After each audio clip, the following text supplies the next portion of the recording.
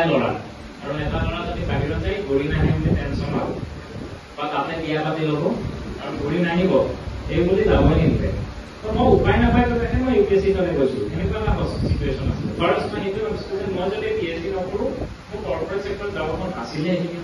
মই ভাবিলো যে ঠিক আছে মই UPSC পৰীক্ষাটো দি চাম তো মোৰ লাইফত এনেকুৱা আমাৰ মোৰ কথা ভাবি দিয়া তুমি ডাঙৰ যিমান মানুহ আছে চবকে সোধা যে তেওঁলোক যিটো পৰ্যায় পাইছে সেইটো তেওঁলোকে সৰু থাকোঁতে ভাবিছিল নেকি তেওঁ সেইটো হ'ব বুলি তেওঁ কেতিয়াও ভবা নাই 100%। ইনফেক্ট তোমালোকৰ যিসকল শিক্ষাগুৰু আছে তেওঁলোকক সুধিবা যে তেওঁলোকে সৰুতে যিটো ভাবিছিল আজি যিটো হৈছে একদম বেলেগ সকলো বেলেগ